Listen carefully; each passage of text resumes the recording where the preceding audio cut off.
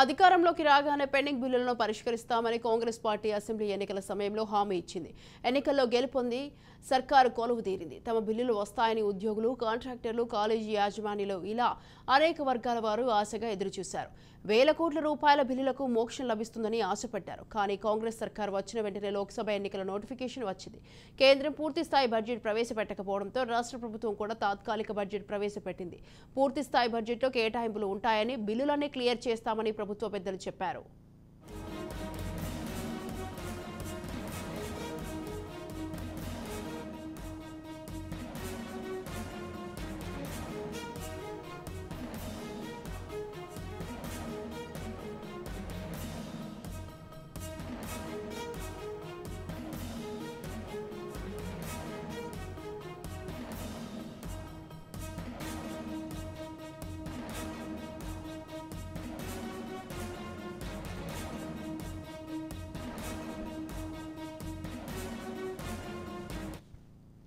ఉద్యోగుల supplementary బిల్లులన్నింటినీ clear చేస్తామని, డీఏలు ఇస్తామని, పీఆర్సీ అమలు చేస్తామని పేర్కొన్నారు. ఫీజు రియంబర్స్మెంట్ బకాయిలైతే వన్ టైం సెటిల్మెంట్ కింద పరిష్కరిస్తామని సీఎం రేవంత్ రెడ్డి ప్రకటించారు. ఇటీవల పూర్తిస్థాయి బడ్జెట్ను ప్రవేశపెట్టారు. కానీ వివిధ ప్రభుత్వ శాఖలకు వేల కోట్ల రూపాయలలో పెండింగ్లో ఉన్న బిల్లులపై మాత్రం దృష్టి సారించలేదు.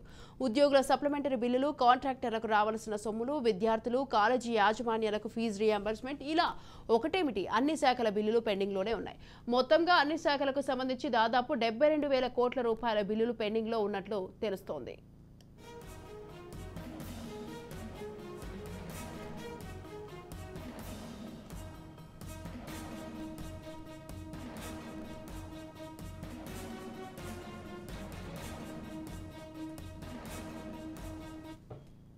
తాజాగా ప్రభుత్వం రెండో విడత రైతుల రుణమాఫీ కూడా చేసినందున ఇక తమ బిల్లులపై దృష్టి పెడుతోందని, పెండింగ్ బిల్లులన్నీ క్లియర్ అవుతాయని 1000 కళ్లతో ఎదురుచూస్తున్నారు. నిజానికి ఈ బిల్లుల పెండింగ్ సమస్య ఈనాటిది కాదు. బీఆర్ఎస్ ప్రభుత్వంలోనే పెద్ద గుదిబండగా తయారైంది. అప్పటి ప్రభుత్వం బిల్లుల క్లియరెన్స్ ను గాలి కొదిలేసింది. కనీసం రిటైర్డ్ ఉద్యోగుల ప్రయోజన బిల్లులను కూడా క్లియర్ చేయని ఘటనలు ఉన్నాయి. ఇది చాలా జటిలమైన సమస్య అయినప్పటికీ బిల్లులను క్లియర్ చేస్తామని కాంగ్రెస్ పార్టీ హామీ ఇచ్చింది.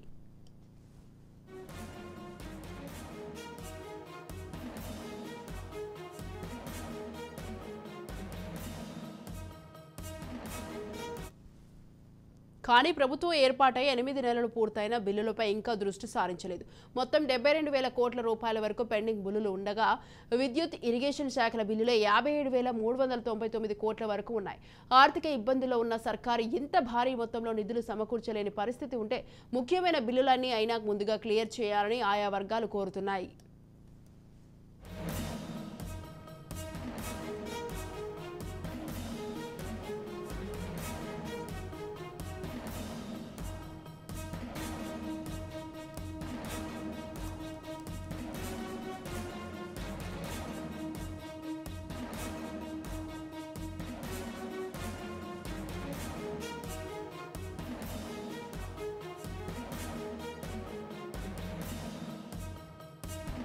పెండింగ్ బిల్లులో ప్రధానంగా విద్యుత్, సాగునీటి పారుదల శాఖలకు సంబంధించినవి 57,000 కోట్ల రూపాయలకు పైగా ఉన్నట్లు తెలుస్తోంది. విద్యుత్ పంపిణీ సంస్థలకు ప్రభుత్వ శాఖలు లేదా ప్రభుత్వం చెల్లించాల్సిన బకాయిలు 43,770 కోట్ల రూపాయలు కాగా, సాగునీటి ప్రాజెక్టుల కాంట్రాక్టు పనులకు చెల్లించాల్సిన పెండింగ్ బిల్లులు 13,629.18 కోట్ల వరకు ఉన్నాయి. రెండు శాఖలకు కలిపి మొత్తం 57,399.18 కోట్ల రూపాయలు చెల్లించాల్సి ఉంది.